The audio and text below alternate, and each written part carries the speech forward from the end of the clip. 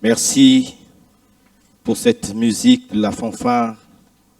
Oui, Seigneur, tu es celui qui prend soin de nous. Tu t'intéresses à chacun de nous et ce matin, nous sommes convaincus de cela. Maintenant, nos cœurs sont disposés à écouter ta parole. Que ton esprit, qui est l'esprit de vérité, puisse nous animer et nous ouvrir les yeux pour que nous puissions contempler les merveilles de ta parole. Parle, Seigneur, nous avons besoin de t'écouter. Au nom de Jésus. Amen. Est-ce que vous savez qu'il est possible que vous soyez rempli d'une grande tristesse, d'un grand chagrin, parfois même d'un sentiment de désespoir, et tout d'un coup, tout change, le chagrin s'en va, le souci s'en va, et c'est la joie. Est-ce que vous savez que c'est possible? J'espère que si vous êtes rentré ce matin dans cette salle avec un poids sur votre cœur, avec un fardeau de tristesse, de chagrin, l'Esprit du Seigneur me dit que ceci est le moment où ce fardeau devra tomber et tu devras ressortir rempli de joie, rempli de paix. Amen.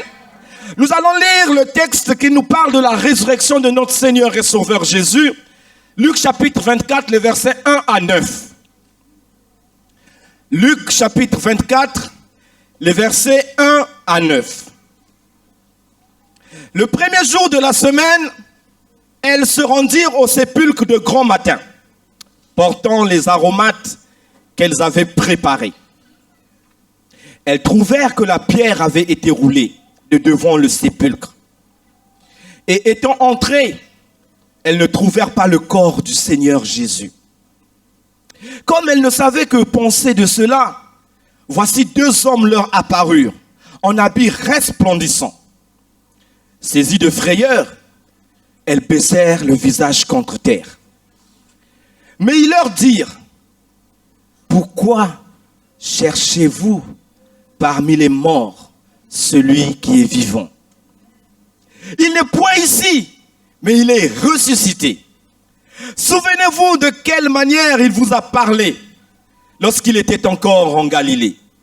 Et qu'il disait, il faut que le Fils de l'homme soit livré entre les mains des pécheurs, qu'il soit crucifié et qu'il ressuscite le troisième jour. Et elles se souvinrent des paroles de Jésus. À leur retour du sépulcre, elles annoncèrent toutes ces choses aux 11 et à tous les autres. Amen. Ce récit débute avec des cœurs attristés, des cœurs angoissés, des cœurs certainement déçus. Pourquoi? Parce que cette personne qu'ils avaient tant chérie et sur qui l'espoir de ces femmes était placé, était morte. Oui, cette personne qu'elles aimaient tant et qui les aimait aussi, ce Jésus avait été crucifié le vendredi soir. Et là, le dimanche matin, ces femmes chagrinées se rendent de très bon matin au tombeau de Jésus pour chercher à embaumer son corps. Elles avaient préparé des aromates, des parfums, parce qu'elles voulaient préserver ce corps. Mais quand elles arrivent devant le sépulcre, il y a deux grandes surprises qui les attendent. La première surprise, elle est une surprise positive, parce que en chemin, elles se demandaient, mais le sépulcre, il y a une grande pierre qui la bloque. Qui va nous rouler la pierre pour que nous puissions entrer? Et la première grande surprise, c'est donc qu'elles trouvent la pierre a été roulée. Ah, ok. La pierre a été roulée, le chemin est libre, nous pouvons rentrer. Et quand elles entrent, c'est la deuxième grande surprise. Et cette fois-ci, c'est une surprise négative pour ces femmes. Parce qu'elles regardent, le corps de Jésus n'est pas là. Ce corps qu'elles sont venues embaumer n'est pas là. Le tombeau est Le tombeau est vide. Alors, elles ne savent que dire, que faire, mais elles ne comprennent pas qu'est-ce qui s'est passé. On a volé le corps de Jésus ou quoi? Et en ce moment-là, il y a 2 hommes qui leur apparurent. Ce sont des anges. Et une question leur est posée au verset 5. Chère dame, pourquoi cherchez-vous parmi les morts celui qui est vivant? Pourquoi cherchez-vous parmi les morts celui qui est vivant? Quelle question!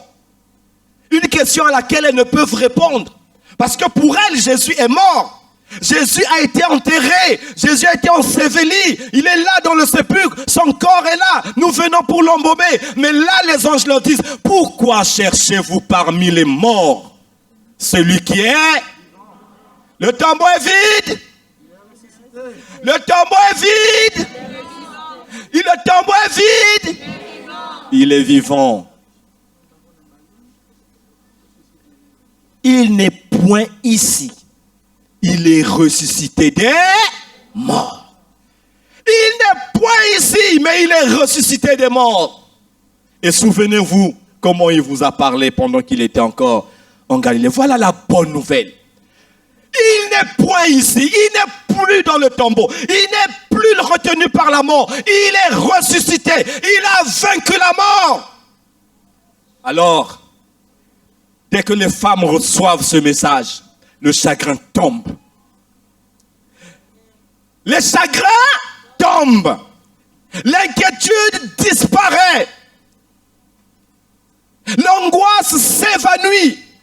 La bonne nouvelle est là. Elles ressortent. Je pense qu'elles avaient abandonné leurs aromates. Elles avaient dû les jeter là-bas parce que ces aromates n'avaient plus d'importance. Et on nous dit, elles s'en allèrent et annoncèrent la nouvelle aux 11 et à tous les autres. Les premières évangélistes furent des femmes. Ah, une seule femme a dit Amen. Ah, les femmes. Vous avez été les premières à annoncer la bonne nouvelle du Christ ressuscité. Parce que vous avez reçu ce message de la part des anges. Notre Seigneur est vivant. Seule la foi chrétienne se fonde sur un sauveur vivant. Jésus est ressuscité des morts comme il avait dit et il vit à jamais. Les autres religions ont des fondateurs morts. Bouddha est mort, Mahomet est mort. Bien d'autres encore sont morts. Mais Jésus, c'est vrai qu'il est mort. Mais après, 3 jours après, il est ressuscité. L'apôtre Pierre a dit quelque chose dans Actes chapitre 2, le verset 24. Parlant de la résurrection de Jésus, il a dit que la mort ne pouvait pas retenir Jésus. Actes chapitre 2, le verset 24. Dieu l'a ressuscité en le délivrant des liens de la mort parce qu'il n'était pas possible qu'il soit retenu par elle. Alléluia. Il n'était pas possible que Jésus soit retenu par la mort.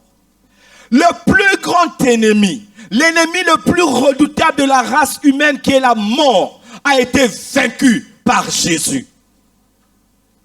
Parce que tous, nous sommes impuissants devant la mort. Nous le voyons à l'hôpital. On peut avoir un compte en banque fourni. L'argent est là. On dit aux médecins, faites tout ce que vous pouvez. Si ça va coûter des millions d'euros, nous allons donner. L'argent est là. Mais les médecins finissent par dire, il n'y a plus rien à faire.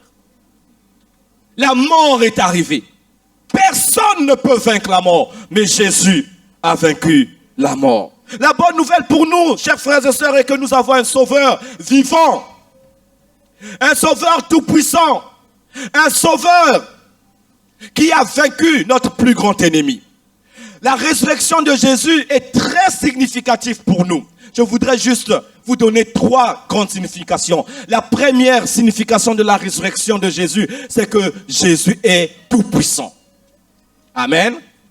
Jésus est tout puissant. Il n'y a rien d'impossible à Jésus. Peu importe ce que tu es en train de vivre aujourd'hui, même si les gens t'ont dit que ta situation, elle est impossible à gérer. Il n'y a pas de solution. Sache que celui qui est mort à la croix est ressuscité et qui vit, il est ton sauveur et il est capable de tout. S'il a vaincu la mort, qu'est-ce qu'il ne peut pas faire pour toi? S'il a brisé les liens de la mort, ce sauveur peut aussi briser tes chaînes. Il y a des gens ici qui sont enchaînés sans le savoir. Ils vivent comme des hommes et des femmes libres, mais spirituellement, vous êtes enchaînés. Enchaînés par les malédictions, enchaînés par les puissances des ténèbres, enchaînés par les astuces de ce monde, les plaisirs de ce monde. Mais celui qui a vaincu la mort est capable de briser tes chaînes et de te rendre libre. La deuxième signification, la résurrection est la preuve que les ténèbres ne triompheront pas. Les ténèbres ne triompheront pas. La résurrection de Jésus démontre que le mal n'aura pas le dernier mot. Non, Satan n'aura pas le dernier mot. Le mal n'aura pas le dernier mot. Les souffrances n'auront pas le dernier mot. Lorsqu'on a crucifié Jésus, les gens ont dit c'est bon. Maintenant c'est fini. On s'est débarrassé de cet homme. Il ne va plus nous embêter. Voilà, il est mort, c'est fini. Les femmes aussi ont dit, ah c'est fini, nous allons embaumer son corps. Mais quand elles arrivent devant le tombeau est vide.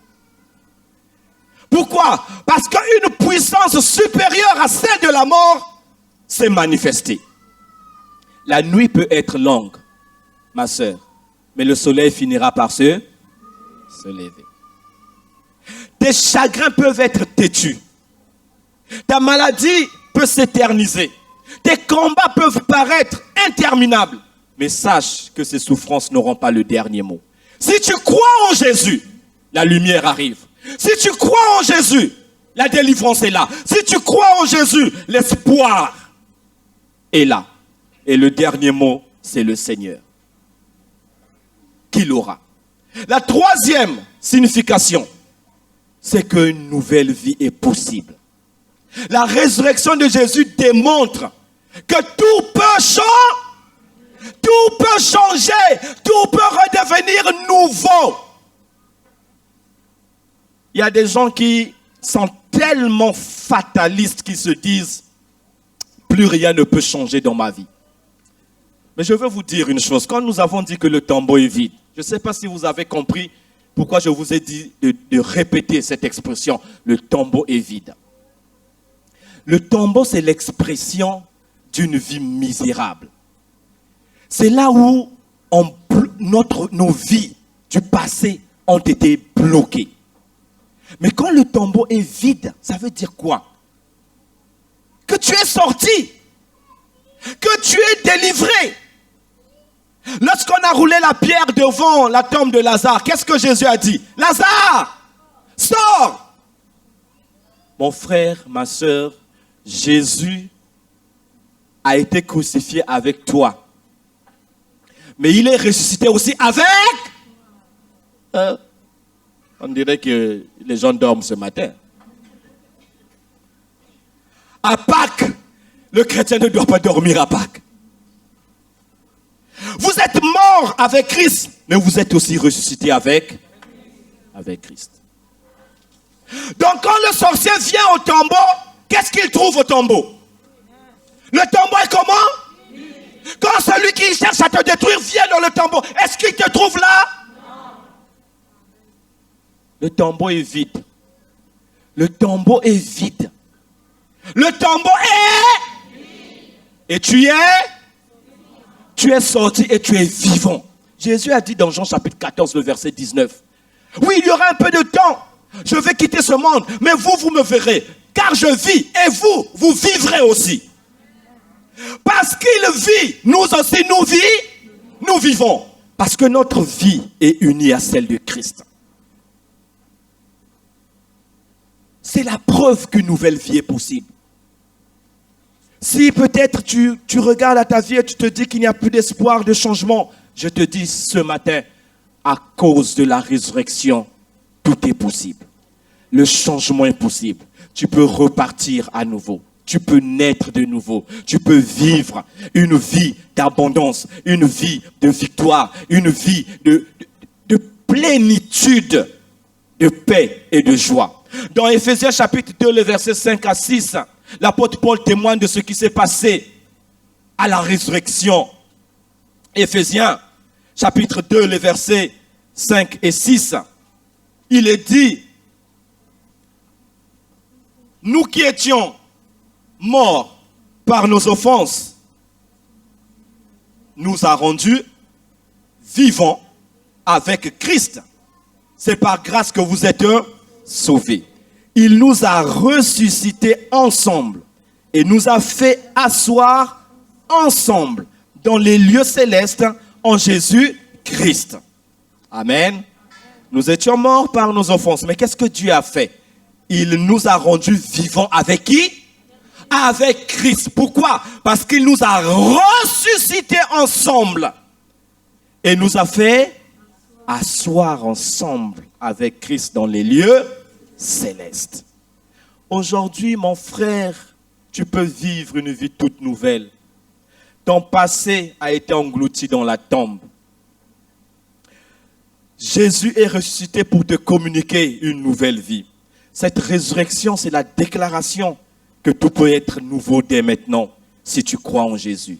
Le message avec lequel j'aimerais terminer cette prédication se trouve dans Apocalypse, chapitre 1, le verset 17 à 18. C'est l'apôtre Jean qui a eu une vision du Seigneur Jésus. Quand je le vis, je tombais à ses pieds comme mort. Il posa sur moi sa main droite en disant, ne crains point. Ne crains point. Mon frère, ma soeur, ne crains point. Peu importe ce que tu vis aujourd'hui, peu importe ce que tu es en train de rencontrer, ne crains point. Et le verset 18, Jésus dit, je suis le premier et le dernier et le vivant. Je ne suis plus mort. J'étais mort. Et voici, je suis vivant au siècle des siècles. Je tiens les clés de là et du séjour des morts. Y a-t-il quelqu'un ce matin qui est rentré avec la peur au ventre, la peur du lendemain, la peur de la mort? Jésus te dit, ne crains point. Ne crains point parce que c'est moi qui tiens les clés. Je tiens les clés de la mort et du séjour des morts. Et si tu n'as pas encore donné ta vie à Jésus, c'est ici l'occasion de le faire. Ou si tu es encore ténaillé par la peur, si tu sens que dans ta vie il y a des chaînes, celui qui est ressuscité, qui a brisé les liens de la mort, peut briser tes chaînes. Ne crains rien, je t'aime. Je suis avec toi. C'est le message que le Seigneur te donne, te communique ce matin. Et si tu veux ce matin t'abandonner encore à Jésus, le ressusciter, pendant que nous allons chanter ce cantique, tu peux t'approcher pour dire, Seigneur, me voici, brise mes chaînes. Je veux vivre une nouvelle vie. Je veux vivre une vie de vainqueur, une vie d'abondance, une vie de puissance, la puissance de la résurrection qui rendra tout possible. Est-ce que tu peux venir? Le Seigneur Jésus t'appelle. Ne crains rien, je t'aime, je suis avec toi. Promesse suprême qui soutient ma foi. La sombre vallée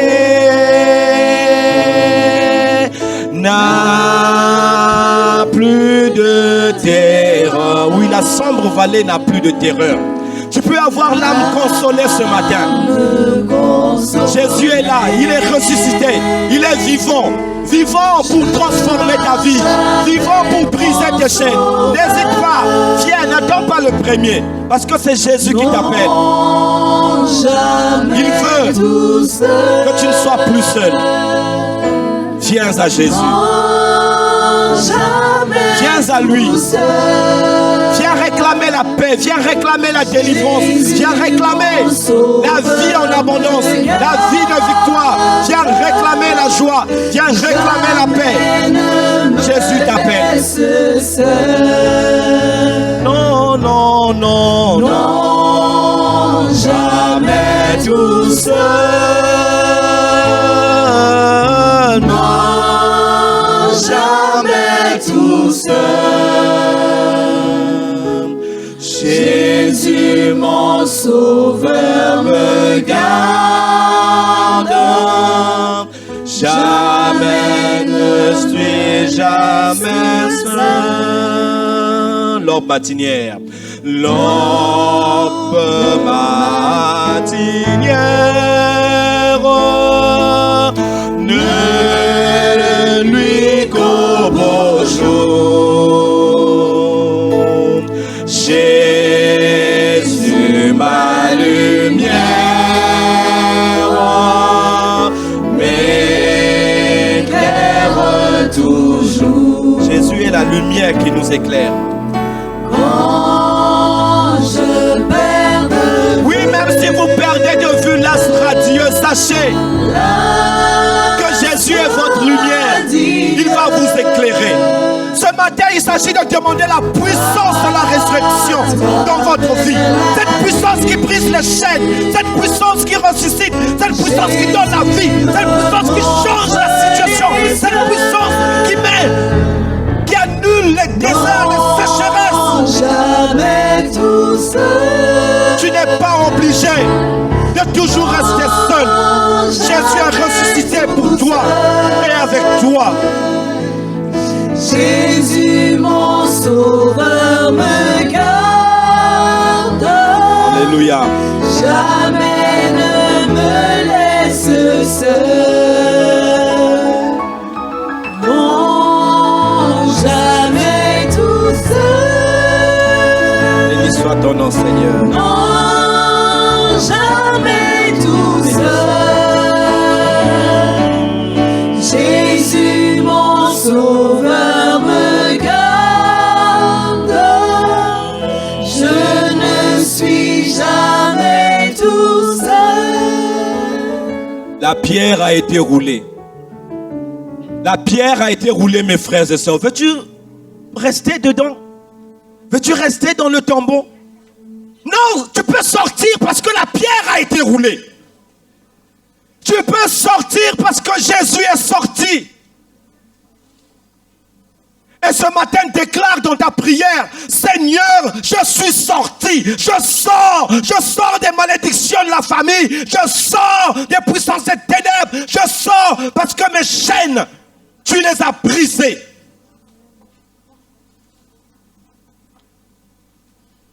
C'est le seul message qui apporte l'espérance dans un monde en dérive, où tout le monde a peur, tout le monde ne sait plus ce que sera demain. Mais en Jésus, nous avons une espérance vivante. Parce que demain, ce ne sera pas la nuit. Demain, ce ne sera pas le désert. Demain, ce ne sera pas la sécheresse. Mais demain, avec le Christ, c'est la vie, c'est la gloire, c'est la paix, c'est la joie. Il est l'alpha et l'oméga, le premier, le dernier. Ce n'est pas Satan qui est le dernier. Ce n'est pas la mort qui est la dernière, mais c'est Jésus, le Sauveur ressuscité, la vie. Seigneur, merci. Merci d'avoir remporté la victoire sur la mort. La mort qui est notre ennemi. Ce matin, nous pouvons dire: ô mort, où est ta victoire? Ô mort, où est ton aiguillon? Tu as vaincu la mort. Tu l'as vaincu pour moi. Tu l'as vaincu pour mon frère. Tu l'as vaincu pour ma soeur. Nous avons tous avec toi vaincu la mort. Et maintenant, c'est la vie. Nous vivons. Seigneur, nous voulons vivre de cette nouvelle vie, cette vie puissante, cette vie qui produit du fruit, cette vie qui est élevée au-dessus des choses de la terre, cette vie qui est assise dans les lieux célestes, cette vie d'abondance, cette vie qui ne peut plus être soumise au mal, cette vie qui ne peut plus être enchaînée par les puissances sataniques, cette vie de gloire. C'est cette vie que nous réclamons. Oh, fais descendre ta puissance maintenant sur chacun d'entre nous, sur tes enfants qui se sont agenouillés, qui se sont avancés et qui croient que tu es le Sauveur, le grand libérateur. Merci Seigneur. Tu connais les situations de chacun. Tu connais la condition, la réalité spirituelle de chacun. Seigneur, s'il y a des hommes et des femmes qui ne sont pas encore sauvés ce matin, sauve-les. Sauve les âmes de tes enfants. Et pour tous ceux qui sont venus parce que leur cœur est lourd de chagrin, lourd d'angoisse, lourd de déception, à cause de ce qu'ils ont vécu et à cause de ce qu'ils vivent aujourd'hui. Seigneur, fais-leur entendre dans leur cœur, ne crains point, je suis avec toi, c'est moi qui tiens ta vie, j'ai le dernier mot. Et lorsqu'ils se relèveront, qu'ils se relèvent avec la paix, avec la joie, avec la force, avec l'espérance qui viennent de toi. Merci Seigneur. Merci parce que tu as tout changé. Sois loué, sois glorifié. Lorsque tes enfants vont se relever, ô Seigneur, que ta main puissante puisse les toucher, les délivrer, les bénir. Merci Seigneur. Nous te rendons toute la gloire, tout l'honneur et toute la louange. À toi Jésus, qui vit et qui règne au siècle des siècles. Amen. Amen.